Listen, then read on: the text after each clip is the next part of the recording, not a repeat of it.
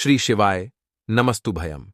हर हर महादेव। दोस्तों, आप सभी लोग जानते हैं कि 9 सितंबर 2024 को पड़ रहा है, सोमवार का दिन। दोस्तों, ये जो सोमवार है, क्योंकि यह भाद्रपद महीने में पड़ रहा है, जिसका बहुत ही बड़ा और विशेष महत्व होता है, और ऐसा दिन पूरे साल में सिर्फ एक ही बार आता है। और दोस्तों, आप सभी लोग जानते हो कि सोमवार का अगर सबसे बड़ा कोई उपाय है तो वह एक लाल फूल और एक सफेद फूल वाला उपाय है। तो दोस्तों, इस भाद्रपद माह में पड़ने वाले सोमवार के दिन आप लोगों को इस एक लाल फूल और एक सफेद फूल वाले उपाय को जरूर करना है। बहुत सारे लोग होंगे जिन लोगों ने इस उपाय को ना किया हो, मतलब पूरा साल निकल गया और उन्होंने किसी भी दिन इस एक लाल फूल और एक सफेद फूल वाले उपाय को ना किया हो। पर दोस्तों, आपके पास एक आखिरी मौका बचा हुआ है, जो कि 9 सितंबर के दिन। तो इस दिन आप लोगों को इस वाले उपाय को जरूर कर लेना है, भले ही आपने पूरे साल भर अभी तक इस उपाय को ना किया हो। पर अगर आपने इस भाद्रपद महीने में सोमवार के दिन अगर इस वाले उपाय को कर लिया, तो आपको इस उपाय को करने का वह फल मिलेगा जिसकी आपने कभी कल्पना भी नहीं करी होगी। इसीलिए आप लोग इस वाले उपाय को एक बार जरूर कर लेना, ताकि आप लोगों के हाथ से यह मौका ना जा सके और आपको इस उपाय को करने का फल मिल सके।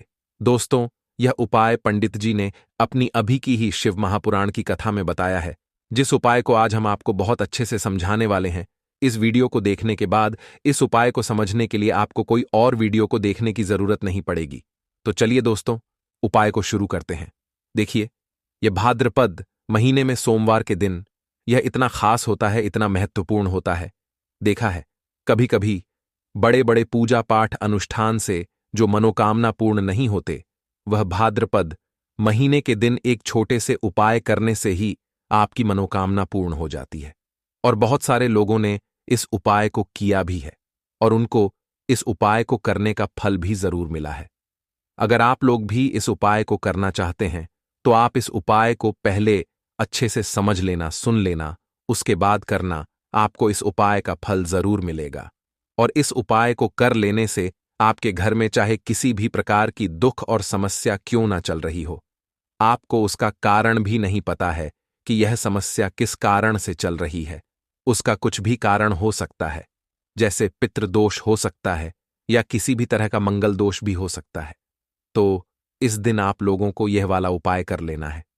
यह एक ऐसा उपाय है जिस उपाय को अगर किसी विशेष दिन पर किया जाए, तो भाई उस विशेष दिन का जो लाभ है वह तो हमें मिलता ही मिलता है। पर हमने उस दिन पर इस उपाय को किया है तो हमें उससे भी बड़ा फल मिलता है, और फल बहुत जल्दी मिलता है, क्योंकि आप इस उपाय को बहुत ही बड़े और विशेष दिन पर कर रहे हो। तो चलिए, अब उपाय के बारे में बात करते हैं।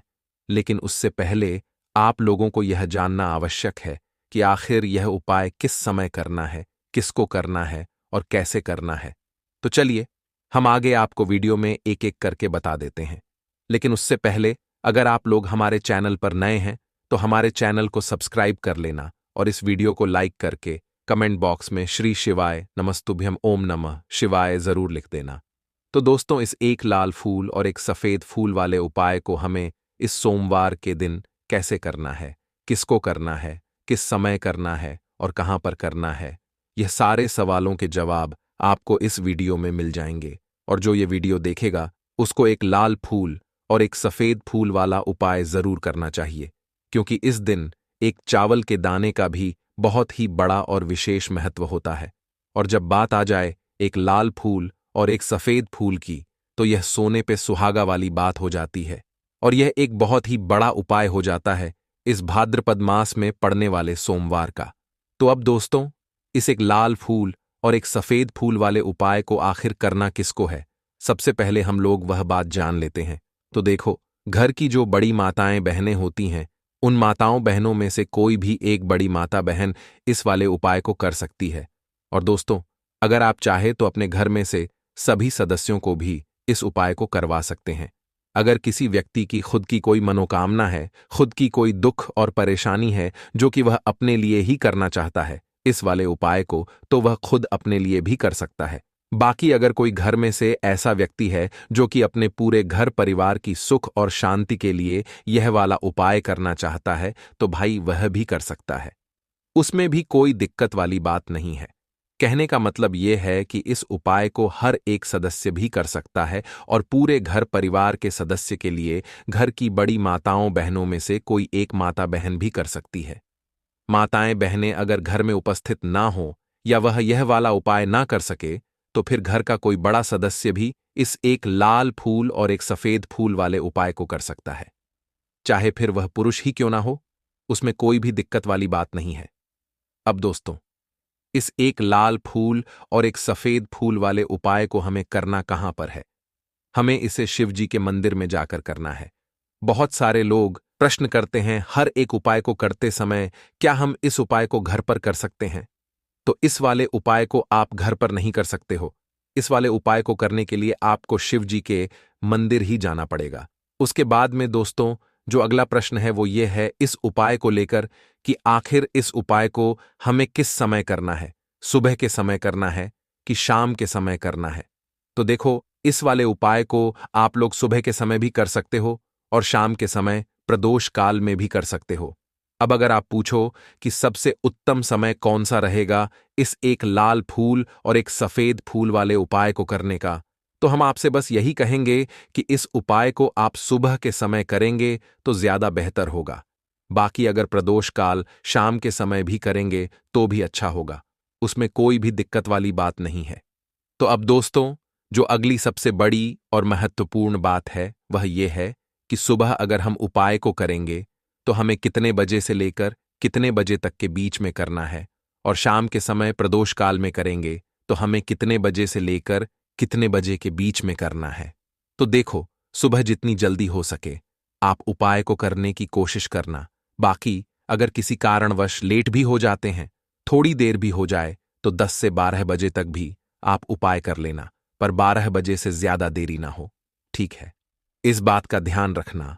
उसके बाद में दोस्तों, अगर शाम के समय प्रदोष काल की बात करें, प्रदोष काल का जो समय है होता है वह शाम के 6 बजे से शुरू हो जाता है। मतलब शाम के 6 बजे से लेकर 7 बजे के बीच का जो समय होता है, यह समय प्रदोष काल का समय होता है।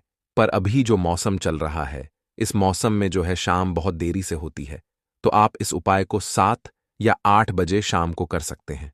8 बजे के बीच में भी कर सकते हो, मतलब शाम के 6 बजे से रात 8 बजे के बीच में आप कभी भी इस वाले उपाय को कर सकते हो, उसमें कोई भी दिक्कत वाली बात नहीं है। अब दोस्तों, यहां पर इस उपाय को लेकर एक और सबसे बड़ी बात यह निकल कर आती है कि इस 108 चावल के दानों को हमें लेना कहां से होता है, और हमें इस उपाय को करने के साथ में क्या और कुछ भी सामग्री ऐसी होती है जो शिव जी के मंदिर लेकर जानी पड़ती है। तो देखो, यहां पर हम आपको बता दें, सबसे पहले आप लोग यह जान लो कि यह जो एक लाल फूल और एक सफेद फूल वाला उपाय है, सिर्फ और सिर्फ आप उपाय की सामग्री लेकर कभी भी शिव जी के मंदिर मत जाना, क्योंकि हमें भगवान के सामने यह नहीं दर्शाना है कि अगर हम भगवान शिव जी के मंदिर आए हैं तो अपने फायदे के लिए आए हैं। तो इसलिए जो भी पूजन सामग्री है, उपाय सामग्री है, एक लाल फूल और एक सफेद फूल, इसके साथ में आपको पूजन सामग्री भी जरूर लेकर जाना है। देखो, अगर सुबह के समय उपाय कर रहे हो तो सीधी सी बात है, एक लोटा जल तो आप लेकर जाओगे ही जाओगे। वही एक लोटा जल अगर मिट्टी का जल हो तो बहुत अच्छा रहेगा। मिट्टी का जल कैसे बनाया जाता है, इसके लिए हमने पहले से बहुत सारी वीडियो बना दी है आपके पास। इस दिन एक आखिरी मौका रहेगा मिट्टी का जल शिवजी पर चढ़ाने का और उपाय को करने का। बहुत बड़ा आपको इस दिन फल मिलेगा। तो इसलिए इस दिन हो सके तो भाई मिट्टी का जल चढ़ाना, तो अपने साथ में कम से कम 1 लोटा जल तो आपको लेकर जाना ही जाना है। अगर मिट्टी का जल नहीं है तो घर का जल भी आप इस्तेमाल कर सकते हो। इसके अलावा जो भी पूजन सामग्री है, देखो, एक लाल फूल और एक सफेद फूल, यह अलग आपके रहेंगे, और जो आपकी पूजन सामग्री रहेगी वह अलग रहेगी। पूजन सामग्री में आप जो भी चीज लेकर जाना चाहे वह लेकर जा सकते हैं, उसमें कोई भी दिक्कत वाली बात नहीं है। वहीं अगर हम बात करें शाम के समय की, तो शाम के समय शिवजी पर जल नहीं चढ़ता है, इसीलिए शाम के समय आप लोग एक दीपक तैयार कर लें, जो कि गोल बत्ती का, आटे का, शुद्ध देसी गाय का घी का होगा। इस बात का आप लोगों को ध्यान रखना है, और इस दीपक को आपको घर से जलाकर नहीं लेकर जाना है, भगवान शिवजी के मंदिर में जाकर ही जलाना है। इस बात का भी आप लोगों को ध्यान रखना है। अब दोस्तों, यहां पर हमें इस बात को समझना है कि यह एक लाल फूल, एक सफेद फूल हमें लेना कहाँ से है, क्या हमें दुकान से लेकर आना है या हमें अपने घर से लेना है या कहाँ से लेकर आना है और कौन से चावल लेना है, क्योंकि चावल भी बहुत प्रकार के होते हैं। तो देखो, इन सभी सवालों के जवाब आप लोग एक बात में सुन लो कि भाई, यह जो उपाय है, इस उपाय में आपको यह नहीं देखना है कि भाई कौन से चावल है, कौन से चावल नहीं है। बस जो भी चावल ले रहे हो, वह चावल का दाना सबूत होना चाहिए, मतलब साबुत होना चाहिए, टूटा हुआ नहीं होना चाहिए, कटा पिटा नहीं होना चाहिए। ये बात आपको ध्यान रखना है। बाकी आपका चावल बासमती हो या सादा चावल हो या कोई सा भी चावल हो, उसमें कोई भी दिक्कत वाली बात नहीं है। तो सीधी सी बात है कि आपके घर के रसोई घर में जहां पर आप भोजन बनाते हो, वहां पर जो भी चावल आपके उपस्थित हो, उन चावलों में से अपनी एक कटोरी भर लेना या एक मुट्ठी चावल अलग से निकाल कर रख लेना, क्योंकि हम 108 चावल ही यहां पर इस उपाय में लेने वाले हैं, तो हमें यह चावल के दाने गिन कर निकालने पड़ देंगे। इस बात का आप लोगों को ध्यान रखना है। तो अपने उस चावल की कटोरी में से या चावल में से 8 ऐसे चावल के दाने आप लोग निकाल लो जो कि टूटे हुए ना हो, कटे पिटे ना हो, में कोई दाग ना लगा हुआ हो, है ना। अच्छे साबुत चावल के दाने 108 दाने आप लोग निकाल कर रख लो और इन्हें किसी भी एक कागज की पुड़िया में या किसी एक छोटी सी कटोरी में आप लोग रख लो, ताकि यह सुरक्षित रहे। आपके एक भी चावल का दाना इधर उधर ना हो और आपका उपाय भी पूरा अच्छे से हो जाए। तो भाई, जैसे ही आपका उपाय की जो सामग्री है, एक लाल फूल और एक सफेद फूल, ये तैयार हो जाते हैं, उसके बाद मैं आपको जो भी अपनी पूजन सामग्री है सुबह के समय कर रहे हो, तो एक लौटा जल या पूजन सामग्री जो लेकर जाना चाहो उसकी भी तैयारी कर लेना। और शाम के समय जा रहे हो तो भाई अपना जो दीपक है उसे तैयार कर लेना, ठीक है। और उपाय को करते समय शुद्धता का विशेष रूप से ध्यान रखना, ठीक है। सुबह सुबह स्नान करने के बाद ही उपाय को करने की आप लोग तैयारी करना। उसके बाद अगर शाम के समय की बात करें तो शाम के समय आपको स्नान करने की जरूरत नहीं है, पर शुद्धता का ध्यान रखना है। आपको स्नान तो नहीं करेंगे, आप हाथ मुंह धोकर भी इस वाले उपाय को शाम के समय प्रदोष काल में कर सकते हैं, इसमें कोई दिक्कत वाली बात नहीं है। तो आप अपने उपाय की पूरी सामग्री तैयार करके आपके पास ही में जो आपका शिव मंदिर हो वहां पर पहुंच जाइए। सबसे पहले शिव मंदिर में जाकर आप लोगों को उपाय नहीं करना है, पहले भगवान के दर्शन करना है, भगवान से आशीर्वाद प्राप्त करना है, फिर शिव जी की शिवलिंग के पास में आना है।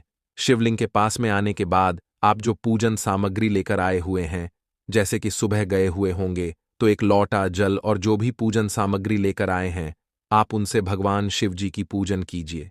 सबसे पहले तो एक लौटा जल ही चढ़ेगा, उसके बाद में आपकी पूजन सामग्री चढ़ेगी। उसके बाद में अगर दोस्तों शाम के समय अगर आप इस उपाय को कर रहे हो तो अपने साथ में कम से कम एक जो दीपक है गोल बाती का, जो आप अपने साथ में लेकर गए हो, उस दीपक को मंदिर में जाकर अपनी माचिस से जलाना है और उस दीपक को शिवलिंग के पास में रखना है, ठीक है। इस दीपक को रखने के बाद ही आप लोगों को अपना यह वाला उपाय शुरू करना है। और दीपक को ज्यादा पास में मत रखना, वैसे भी गर्मी पड़ रही है, भगवान शिव जी को आंच नहीं लगनी चाहिए, है ना। तो भाई, जैसे ही आपकी पूजा अर्चना हो जाती है, आप भगवान शिव जी को प्रसन्न कर लेते हैं। उसके बाद में शिवलिंग के पास ही में आप कहीं पर बैठ जाइए, सामने या आसपास जिस जगह पर आपको बैठना हो वहां पर बैठ जाइए और अपने वह एक लाल फूल और एक सफेद फूल अपने सामने निकाल कर रख लीजिए, क्योंकि अब यहां पर उपाय को यहां पर करने की आपको तैयारी करना है। और इस तरीके से जब आप उपाय करेंगे, पूजन सामग्री करने के बाद, पूजन अर्चना करने के बाद, तो आपको उपाय का फल बहुत जल्दी और बहुत बड़ा होकर मिलेगा। तो अपने एक लाल फूल और एक सफेद फूल अपने सामने निकाल कर रख लेना। और यह जो उपाय है, यह आपकी सीधे हाथ की हथेली से होगा, इसलिए इस बात का भी विशेष रूप से ध्यान रखना है। तो सीधे हाथ की हथेली का प्रयोग करके ही आप लोग अपना इस वाले उपाय को करना। अपने सामने जो भी आपकी कागज की पुड्डी या है उसको खोलकर रख लो, या कटोरी है तो भाई उसे अपने सामने रख लो और अपने वह एक लाल फूल और एक सफेद फूल निकाल लो, ठीक है। उसके बाद में दोस्तों अब आपको क्या करना है कि शिवलिंग आपके सामने होगी, तो आपने वह एक लाल फूल और एक सफेद फूल एक एक करके आपको शिवजी के शिवलिंग के ऊपर चढ़ाना है। कहां पर चढ़ाना है? शिवलिंग के ऊपर चढ़ाना है और कहीं पर भी नहीं चढ़ाना है। आपको अपने हथेली से तो शिवलिंग के ऊपर चढ़ाना है, भले ही फिर वह अपने आप जलाधारी पर गिर जाए, या मतलब वहीं पर गिर जाए, उसमें कोई दिक्कत वाली बात नहीं है। पर आप चढ़ाओ शिवलिंग के ऊपर ही। तो आपको क्या करना है, अपना पहला चावल का दाना उठाना है, श्री शिवाय नमस्तुभयम बोलना है और शिवलिंग पर चढ़ा देना है। इसी तरीके से दूसरा चावल का दाना उठा है, शिवलिंग पर चढ़ाना है और मंत्र बोल देना है।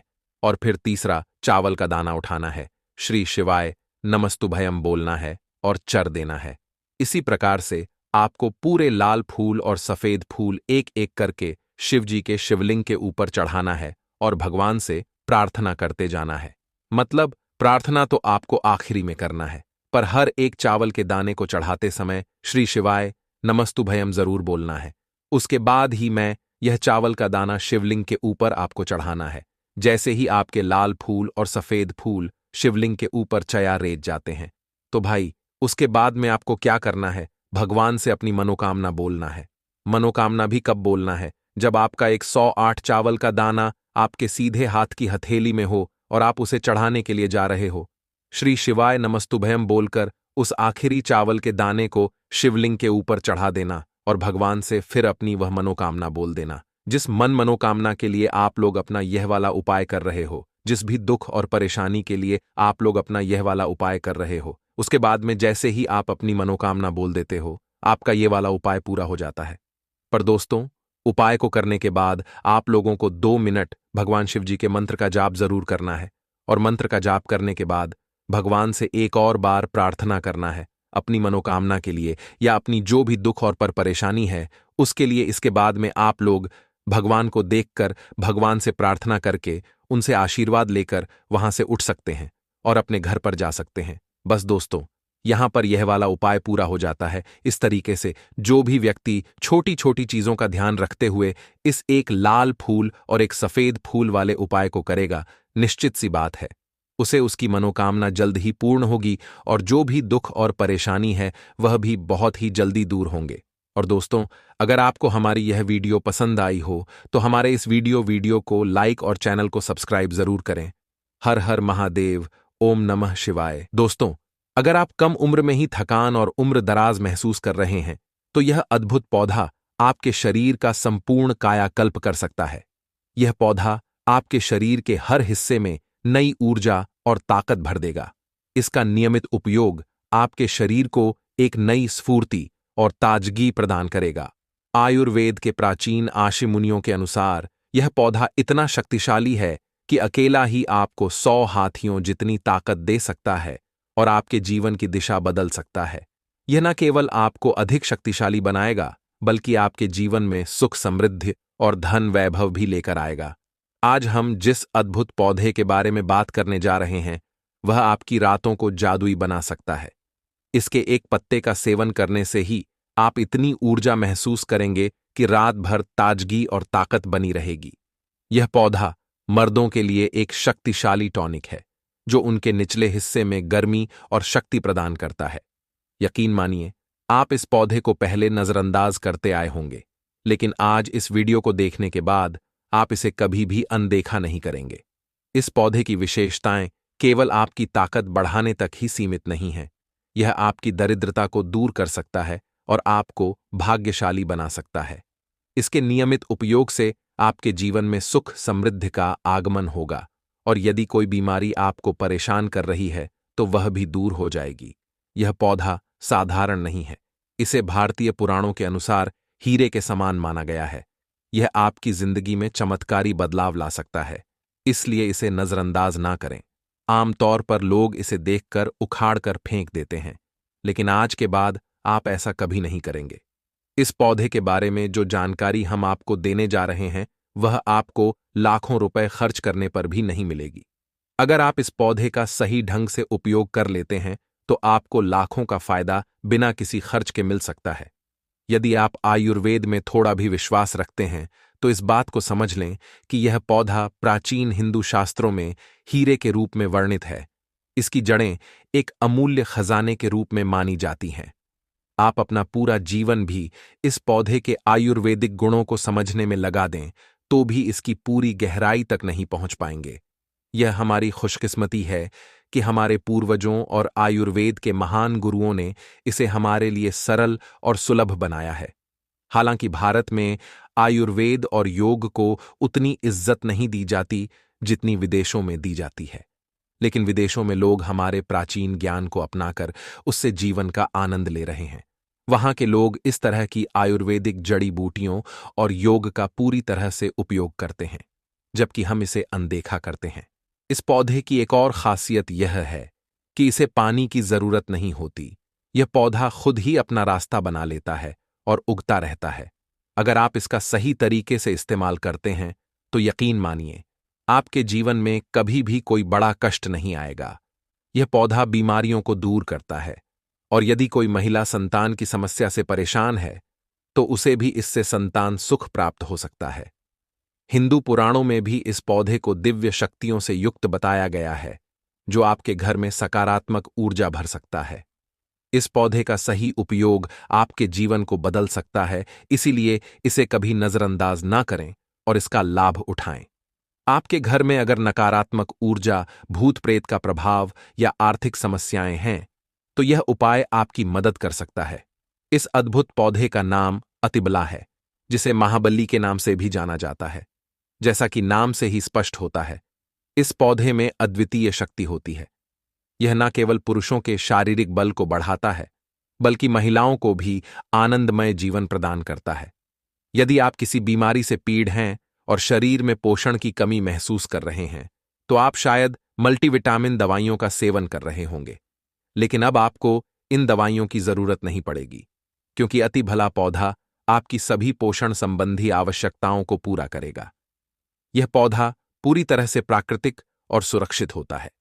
इसका उपयोग बेहद सरल है। इसकी जड़ों को निकालकर अच्छे से धो लें और 3 दिनों तक धूप में सुखाएं। फिर इसका पाउडर बना लें और 3 महीने तक इस पाउडर का सेवन करें। यह पाउडर पाचन संबंधी समस्याओं में रामबाण की तरह काम करता है। अगर आपको पेट में दर्द, गैस या अन्य कोई समस्या हो तो इस पाउडर का सेवन आपको राहत देगा। इसके अलावा यदि आप इस पाउडर को शाम के समय घी में मिलाकर रोटी के साथ खाते हैं तो आपका शरीर मजबूत और शक्तिशाली हो जाएगा। यह पौधा आपके शरीर को लोहे जैसा सख्त बना देता है। महिलाओं के लिए भी यह पौधा बेहद फायदेमंद है। यदि कोई महिला इसे नियमित रूप से 3 महीने तक खाती है और उसे संतान प्राप्ति में समस्या हो रही है, तो यह पौधा उसकी मदद कर सकता है। यह न केवल संतान प्राप्ति के लिए सहायक है, बल्कि संतान की प्राप्ति के अवसर को भी बढ़ाता है। यदि संतान प्राप्ति की कोई संभावना है तो यह पौधा आपकी सहायता करेगा और आपकी कामना पूरी करेगा। अतिभला पौधा पुरुषों के लिए विशेष रूप से लाभकारी माना गया है। आयुर्वेद के अनुसार यह पुरुषों के शरीर में अद्भुत शक्ति और ऊर्जा प्रदान करता है। यह उन लोगों के लिए भी उपयोगी है जिनके घर का माहौल खराब रहता है, जो अपने जीवन साथी से अक्सर झगड़ते रहते हैं। इस पौधे की जड़ में 10 हाथियों के बराबर बल माना जाता है। इसका उपयोग करने के लिए इसकी जड़ों को पहले अच्छे से धूप में सुखाएं और फिर उनका पाउडर बना लें। रात को सोने से पहले इस पाउडर को 1 गिलास दूध और 1 चम्मच शहद के साथ मिलाकर सेवन करें। यकीन मानिए, इससे आपके शरीर में अद्वितीय ताकत और ऊर्जा का संचार होगा। आपकी शारीरिक शक्ति घोड़े जैसी हो जाएगी और आपका वैवाहिक जीवन भी सुखमय बनेगा। यह पौधा वैवाहिक जीवन में संतोष और खुशियां लाने में भी मदद करता है। इसके नियमित सेवन से आपकी समय की क्षमता में सुधार होगा और आप अपने जीवन साथी को अधिक समय दे सकेंगे, जो कि एक खुशहाल दाम्पत्य जीवन के लिए आवश्यक है। अतिबला के कई दिव्य गुण हैं। यदि आपके घर का माहौल अच्छा नहीं रहता है, लगातार झगड़े होते रहते हैं या नकारात्मक ऊर्जा का अनुभव हो रहा है, तो पौधे का उपयोग आपके लिए चमत्कारी साबित हो सकता है। तो आपको बता दें, इसकी 3 पत्तियां लीजिए।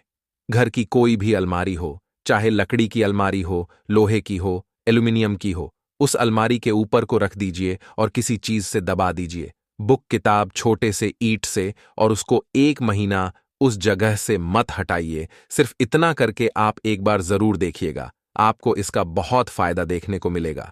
नकारात्मक ताकतें जो आपके घर में होंगी, नेगेटिविटी जो आपके घर में होगी, वह अपने आप जाने लग जाएगी। आपके घर का माहौल बहुत अच्छा होने लग जाएगा।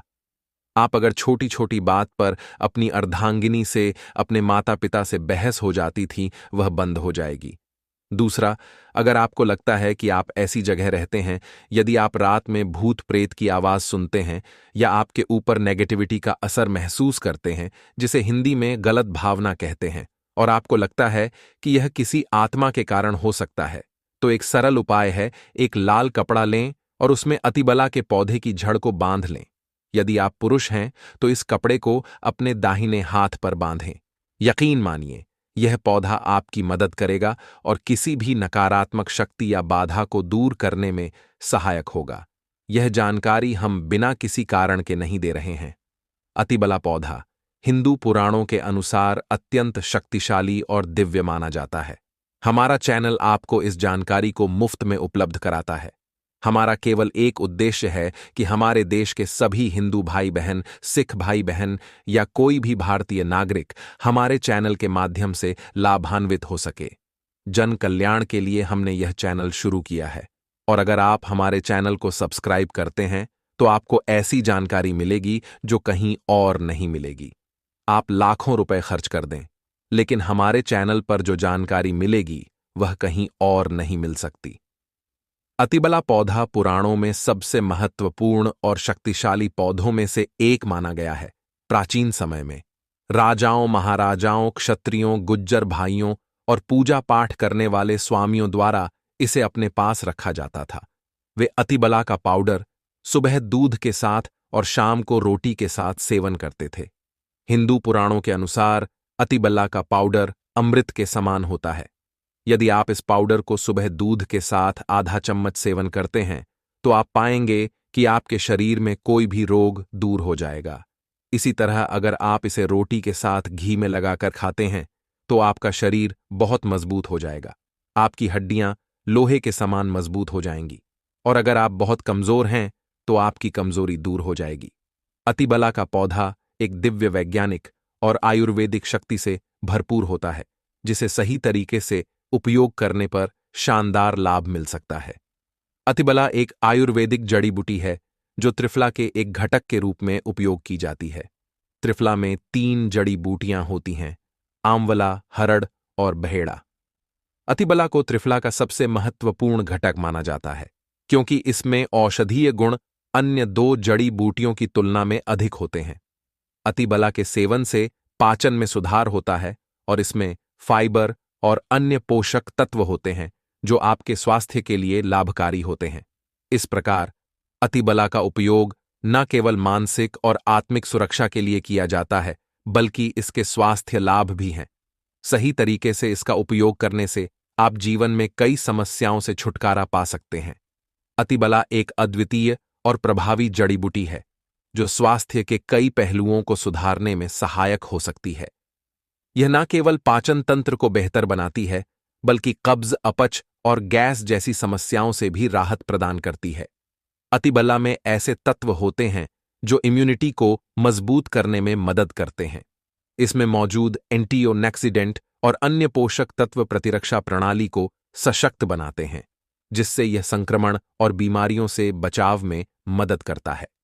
अतिबला के सेवन से कैंसर से बचाव भी संभव हो सकता है। इसमें कैंसर रोधी गुण होते हैं जो कैंसर कोशिकाओं के विकास को रोकने या धीमा करने में मदद कर सकते हैं। विशेषकर स्तन कैंसर और प्रोस्टेट कैंसर के मामलों में यह लाभकारी साबित हो सकता है। अतिबला रक्त शर्करा के स्तर को नियंत्रित करने में भी सहायक है, क्योंकि इसमें एंटी एंजिन गुण होते हैं जो मधुमेह के रोगियों के लिए एक प्राकृतिक उपचार के रूप में कार्य कर सकते हैं। वजन घटाने के लिए भी अतिबला एक प्रभावी उपाय हो सकता है। इसमें मौजूद फाइबर और अन्य पोषक तत्व भूख को कम करने और चयापचय को बढ़ावा देने में मदद करते हैं, जिससे वजन घटाने में सहारा मिलता है। अतिबला को आमतौर पर चूर्ण, कैप्सूल या टिंचर के रूप में लिया जाता है। इसे भोजन के साथ या भोजन के बिना लिया जा सकता है, और यह एक सुरक्षित और प्रभावी जड़ी बूटी है जो कई स्वास्थ्य लाभ प्रदान कर सकती है। ध्यान दें कि किसी भी नए आहार पूरक को शुरू करने से पहले अपने डॉक्टर से सलाह लेना हमेशा सबसे अच्छा होता है। अतिबला के कुछ विशेष लाभ और उपयोग भी हैं जो त्वचा, बाल, मूत्राशय और गुर्दे के लिए फायदेमंद हो सकते हैं। त्वचा के स्वास्थ्य के लिए अतिबला में मौजूद एंटीओक्सीडेंट और पोषक तत्व त्वचा को स्वस्थ और चमकदार बनाए रखने में मदद करते हैं। यह मुंहा से झुर्रियों और अन्य त्वचा समस्याओं के इलाज में भी लाभकारी हो सकता है। बालों के लिए अतिबला में प्रोटीन और अन्य आवश्यक पोषक तत्व होते हैं जो बालों को मजबूत और स्वस्थ रखते हैं। यह बालों के झड़ने समय से पहले सफेद होने और अन्य बालों की समस्याओं के लिए भी लाभकारी हो सकता है।